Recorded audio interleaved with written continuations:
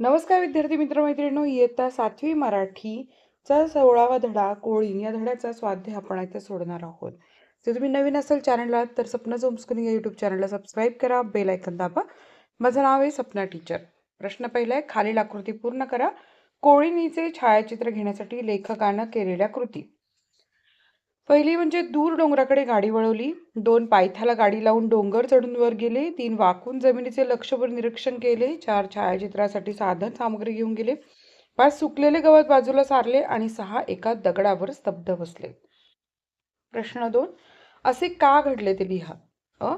लेखक डोंगरावरच्या जमिनीचे निरीक्षण करू लागले. उत्तर, लेखक डोंगरावर सायंकाळी पोहोचले. पावसाची लक्षणं होती, त्यामुळे अंधुक प्रकाश होता. म्हणून ज्या घरट्याजवळ त्यांनी खूण केली होती ती शोधण्यासाठी लेखक जमिनीचे निरीक्षण करू लागले. प्रश्न क्रमांक आ, लेखकांना बाहेरच्या जगाचा विसर पडला. उत्तर, लेखकांना रात्रीच्या वेळी कोळीण कार्यरत असते त्याचे चित्रण करायचे होते. त्यांना कोळिणीच्या घरट्याच्या दरवाजाची कमान दिसली. त्याच्या पायालगत असलेल्या त्या लहान जगात ते गुंग झाले, म्हणून त्यांना बाहेरच्या जगाचा विसर पडला. प्रश्न क्रमांक ई, लेखकांनी कोळिणीच्या घरट्याचे उघडलेले दार सोडून दिले. उत्तर, लेखकांनी चाकूच्या पात्याचे टोक दाराच्या बाजूला लावून कोळिणीच्या घरट्याचे दार उघडले.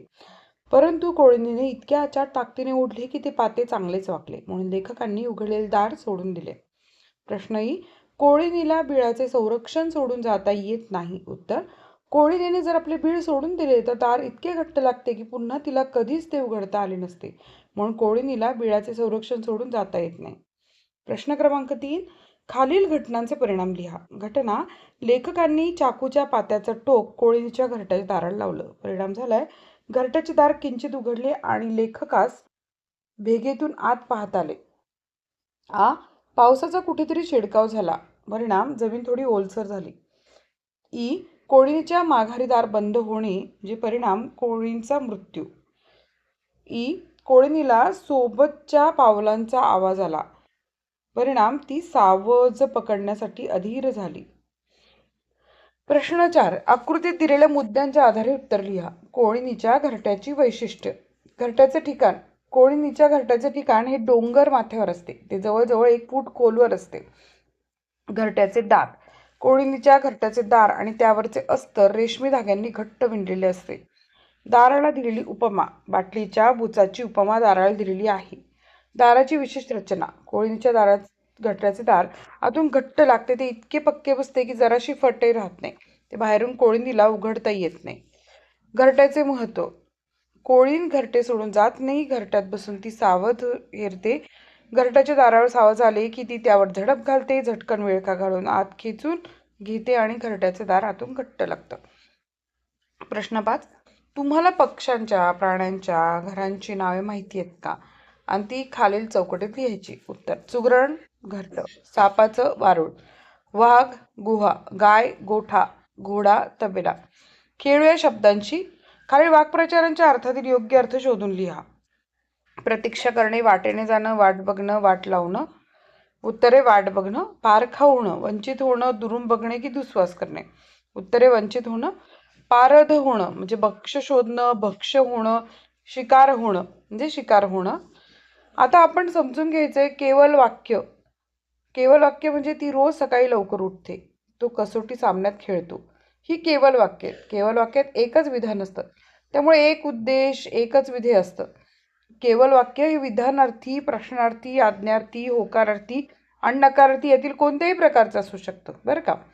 आता मिश्र वाक्य काय असतं बघा. जेव्हा मनात येईल कॉमा किंवा स्वल्पविराम तेव्हा मी गावाला जाईल. पावसाळा आला स्वल्पविराम की आकाशात काळे ढग जमतात, पाऊस पडू लागतो. ही मिश्र वाक्य आहे, कारण या वाक्यात 2 किंवा अधिक वाक्य असतात आणि ती एकमेकांवर अवलंबून असतात. अर्थाच्या दृष्टीने स्वतंत्र असणारे वाक्य मुख्य वाक्य असते, तर मुख्य वाक्यावर अवलंबून असणारे वाक्य गौण वाक्य असते. आता उदाहरण बघा. वरील वाक्यात मी गावाला जाईन व पावसाळा आला ही 2 मुख्य वाक्य आहेत. कधी कधी एका मुख्य वाक्यावर 1 किंवा अधिक गौण वाक्य अवलंबून असतात आणि ही गौण वाक्य उभयान्वी अव्ययाने एकमेकांना जोडलेली असतात. आणि व परंतु ही उभयान्वी शब्द आहेत. आता संयुक्त वाक्य म्हणजे काय? मंदार रोज सकाळी गणिताचा अभ्यास करते आणि संध्याकाळी मराठीचा अभ्यास करते.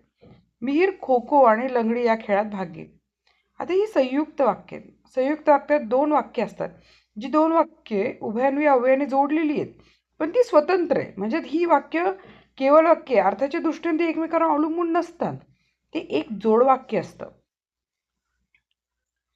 तर इथेच आपला हा स्वाध्याय संपलेला आहे विद्यार्थी मित्रांनो.